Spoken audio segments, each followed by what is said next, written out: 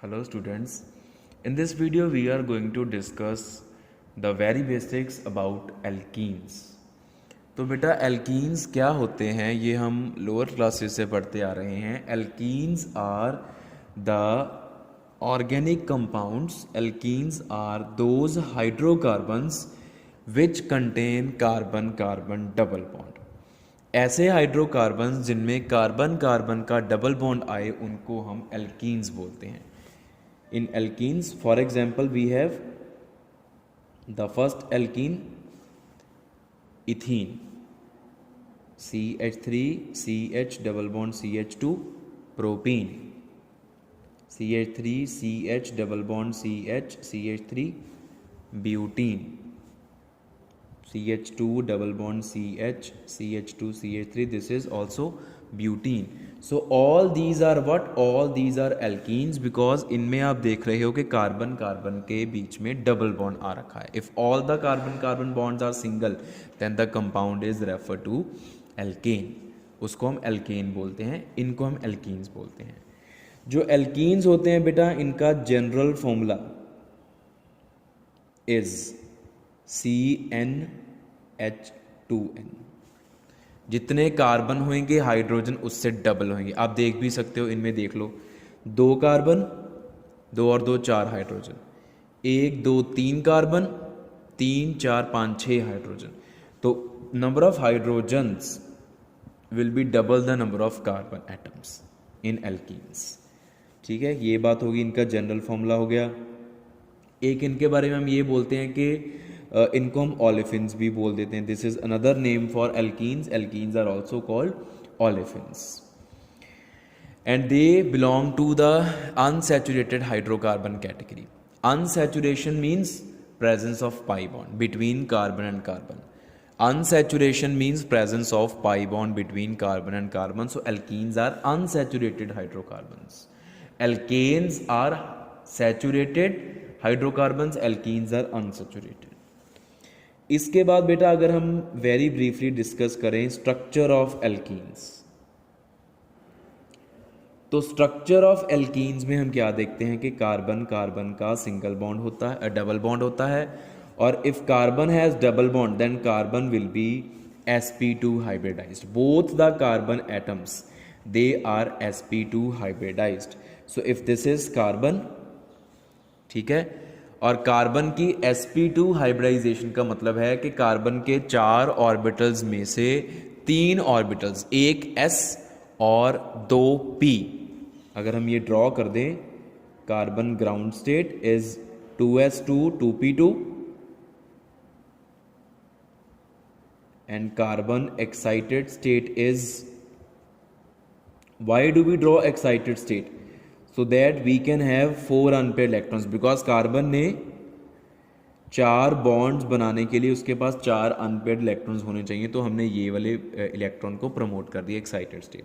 अभी इन 4 में से 3 ऑर्बिटल्स, एक s और 2 p, ये हाइब्रिडाइजेशन में पार्टिसिपेट करेंगे और बन जाएंगे sp2. 1 p orbital will remain as such unhybridized containing 1 electron. तो ये हमारे पास हाइब्रिडाइज्ड ऑर्बिटल्स हैं जो हमने ड्रॉ करे हैं. How do we draw hybridized orbitals? इनकी छोटी लोब्स होती हैं साथ साथ में, ऐसे करके. दे हैव छोटी lobes, they have smaller lobes, along with a bigger lobe there is a smaller lobe. ये है hybridized orbitals. They are actually sp2 hybrid orbitals and all 3 of them are singly filled, and this is unhybridized p orbital.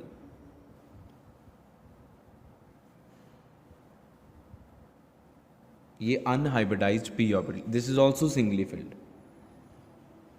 इसमें भी एक electron होगा. Now how the bonding will take place? This is one carbon, this is another carbon. The first bond between them is sigma, second is pi. These are also sigma bonds. ये भी sigma होंगे. If we talk about C2H2, C2H4, अगर हम ethene की बात करें तो ethene में कार्बन के साथ हाइड्रोजन बॉन्ड करेंगे. ये इसका sp2 हाइब्रिडाइज्ड और यहाँ पे हाइड्रोजन का एस ऑर्बिटल आ गई, इधर भी हाइड्रोजन का एस ऑर्बिटल आया और ये यहाँ पे इलेक्ट्रॉन डेंसिटी पड़ी है ओवरलैपिंग एरिया में।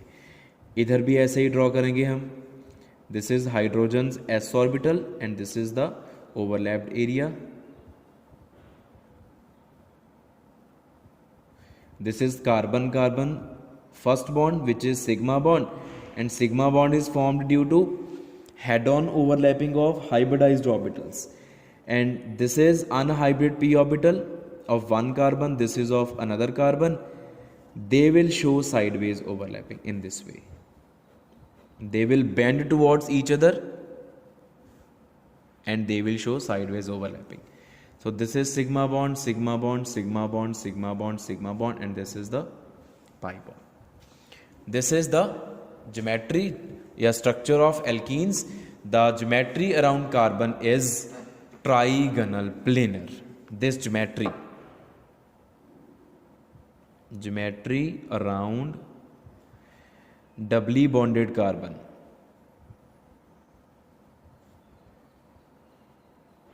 is trigonal planar because unhybridised orbital geometry में पार्टिसिपेट नहीं करता, सिर्फ हाइब्रिडाइज्ड ऑर्बिटल्स की ज्योमेट्री जो है वही एक्चुअल ज्योमेट्री होती है।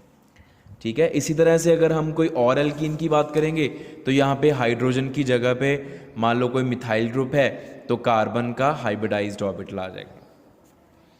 आना यहाँ पे ऑर्बिटल ही है, हाइड्रोजन का एस ऑर्बिटल होगा, अगर हाइड्रोजन नहीं है कोई कुछ और एटम है तो उसका हाइब्रिडाइज्ड ऑर्बिटल आगे सिग्मा बॉन्ड की फॉर्मेशन कर लेगा। तो पाई बॉन्ड की electron density will lie above this bond and below this bond. Electron cloud will be above this bond and electron cloud will be below this sigma bond. Sigma bond के above and below electron cloud होएगा। इस तरह से बेटा ये हम alkenes की structures को डिस्कस करते हैं। इसके बाद बेटा हमारे पास आता है stability of alkenes.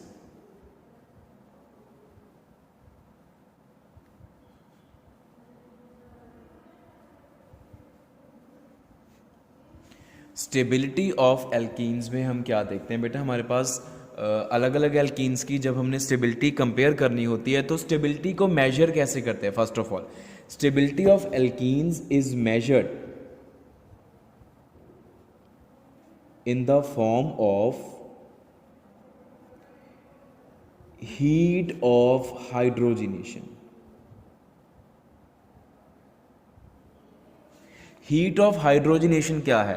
Amount of heat released when 1 mole of alkene is made to react with hydrogen.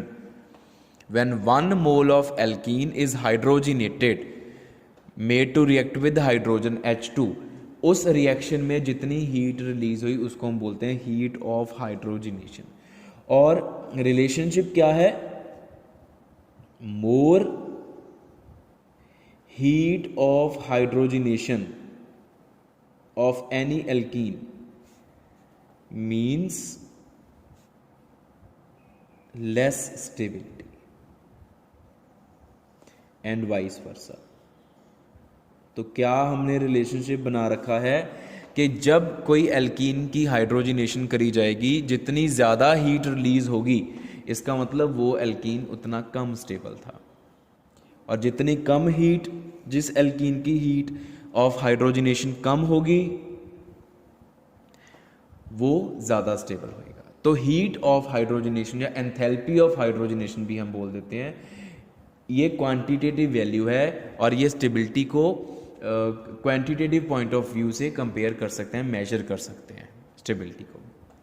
तो बेटा हमारे पास अभी क्राइटेरिया क्या है, ये तो होगी क्वांटिटेटिव बात। क्वालिटेटिव बात, जब हमने एल्कीन को देख के ही कंपेयर करना हो कि नहीं दो एल्कीन्स को कि इनमें से कौन सा ज़्यादा स्टेबल होएगा, तो अभी हम उसके लिए रिएक्शन तो करवाएंगे नहीं, जस्ट देख के। तो फर्स्ट पॉइंट है if you talk about cis and trans isomers of same alkene, alkene same है, सिस एंड ट्रांस आइसोमर्स में वो एग्जिस्ट कर रहा है। मान लो ये बात कर रहे हैं C double bond CH3 CH3 H and another is C double bond C, CH3H, CH3H. This is but2ene. This is also but2ene, but this is cis and this is trans. ये सिस ब्यूटीन है, ये trans butene है, दोनों butene है, 2 butene both are. तो इनमें से कौन सा स्टेबल होगा? इन दोनों में से ट्रांस इज मोर स्टेबल। इसकी ट्रांस की हीट ऑफ हाइड्रोजिनेशन जो है वो कम होएगी एज कंपेयर टू सिस। अभी ऐसा क्यों? बिकॉज इसमें जो बल्की ग्रुप्स हैं they are far apart from each other. आप देख सकते हो they are away from each other, they are on opposite sides of double bond, double bond के ऑपोजिट साइड्स पे। और इनमें जो बल्की ग्रुप्स हैं वो same side of double bond पे। तो इसमें क्या होगा? स्टेरिक रिपल्शन आएगी। These two bulky groups will repel each other, but in this case the repulsion will be less or minimum because bulky groups are sterically bulky groups are far apart from each other. So less repulsion means more stability, more repulsion means less stability. Simple, on the basis of steric repulsion.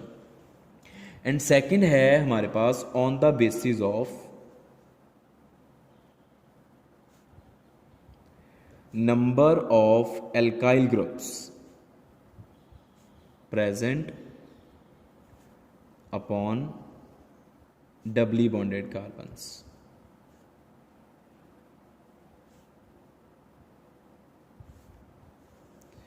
कि जो doubly bonded carbons हैं उनके ऊपर alkyl groups कितने लगे हुए हैं।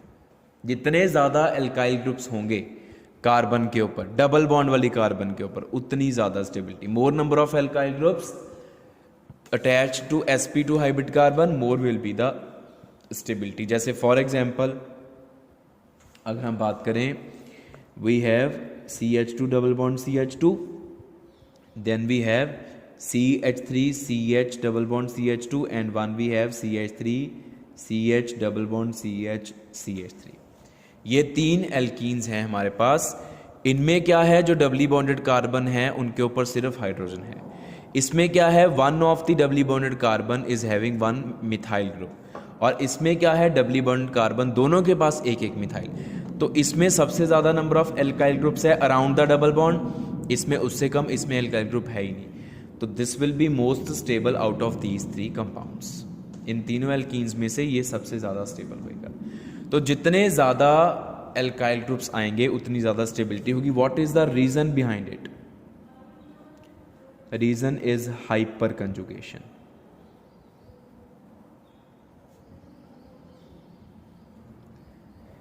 ये हमने इसके बारे में भी हमारे पास वीडियो लेक्चर है, आप देख सकते हो मेरे YouTube चैनल के ऊपर। हाइपर कंजुगेशन सर्च करके you will be having a video which will be explaining very in very much detail about the hyperconjugation.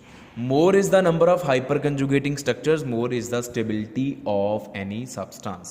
तो एल्कीन के sp2 हाइब्रिड कार्बन्स के ऊपर जितने ज़्यादा एल्काइल ग्रुप्स होंगे उतनी ज़्यादा हाइपरकंजुगेटिंग स्ट्रक्चर्स होंगी, तो एल्कीन उतना ही ज़्यादा स्टेबल होएगा। मैं जस्ट रीकैप के लिए आपको हाइपरकंजुगेशन शो कर देता हूँ थोड़ी सी ब्रीफली। मैं प्रोपीन की शो कर देता हूँ आपको। hyperconjugation in propene, CH3 CH double bond CH2। तो ये हमारे पास जो कार्बन है मिथाइल ग्रुप की कार्बन, ये sp2 हाइब्रिड कार्बन के ऊपर लगी है। हमने इसके पास देखना है हाइड्रोजन कितने हैं। इनको हम अल्फा हाइड्रोजन्स बोलते हैं। This group is the functional group. ये हमारे पास एक फंक्शन ग्रुप का काम करता है, और जिस कार्बन के ऊपर फंक्शन ग्रुप लगा हो उसको हम अल्फा कार्बन बोलते हैं। So this is our alpha carbon. CH H H CH double bond CH2। Hyper conjugation, extension of conjugation. Conjugation क्या होती है? जिसमें पाई बॉन्ड्स की शिफ्टिंग होती है, डीलोकलाइजेशन ऑफ पाई इलेक्ट्रॉन्स। पर हाइपर कंजुगेशन में there is delocalisation of sigma electrons also. This is hyperconjugation. No bond resonance भी बोलते हैं इसको, बेकर नाथन इफेक्ट भी बोलते हैं। तो जब सिग्मा बॉन्ड ब्रेक करे और पाई बॉन्ड नया बन जाए, एक पाई बॉन्ड नया बने और एक पाई बॉन्ड पुराना टूट जाए, सिग्मा बॉन्ड भी टूट जाए, या सिग्मा, हम ऐसे कह सकते हैं कि sigma bond is converted into pi bond, delocalisation of sigma electron, it is converted into pi bond, sigma electrons are converted into pi electrons. How it takes place, देखो ये सिग्मा बॉन्ड है, it will break, this sigma bond will break. Now this bond will break and will show homolytic fission. This bond shows homolytic fission. And how hyperconjugation starts?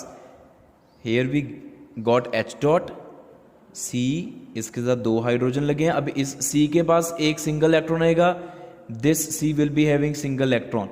ये दोनों share कर लेंगे, एक bond already है, यहाँ पे एक और बन गया pi bond, CH single bond CH2, एक डॉट इसके पास आ गया.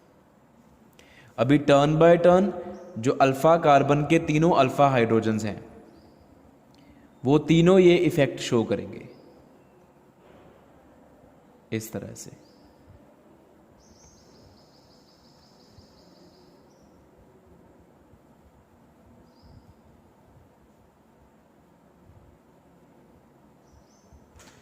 So these are the hyperconjugating structures 1, 2 and 3. ये प्रोपीन की हैं. ऐसे ही अगर हम इस ब्यूट2इन की करें, 3 इधर से आएंगी, 3 इधर से आएंगी, 6 हो जाएंगी. और इसके पास कोई हाइपरकंजुगेटिंग स्ट्रक्चर नहीं होगी because it is lacking the alpha hydrogens. Alpha hydrogen is required for hyperconjugation. So इसके पास 3 हाइपरकंजुगेटिंग स्ट्रक्चर, इसके पास 6 आ जाएंगे, इसके पास है ही नहीं. तो more is the number of hyperconjugating structures, more is the stability. That's why this is most stable. अगर आपने इसकी ड्रॉ करनी है, 3 पहले इधर से ड्रॉ कर लो, फिर 3 आप इधर से ड्रॉ कर लोगे, तो 6 हो जाएंगी टोटल. अल्फा हाइड्रोजन जितने हैं उतनी हाइपरकंजुगेटिंग स्ट्रक्चर्स होनी होती हैं, ये हम पहले भी बात कर चुके हैं. इसके पास 3 अल्फा हाइड्रोजन है, 1 2 3, ये अल्फा कार्बन, ये अल्फा कार्बन. इसके पास 6 हैं, 3 और 3 6, ये अल्फा. इसके पास अल्फा कार्बन ही नहीं है, तो अल्फा हाइड्रोजन भी नहीं है. So this is the reason behind stability of alkene with more number of alkyl groups around the double bond. So this is very important topic and must be known and explained to you. It must be clear to you. If you have any query about this topic, you can contact me anytime. Thank you.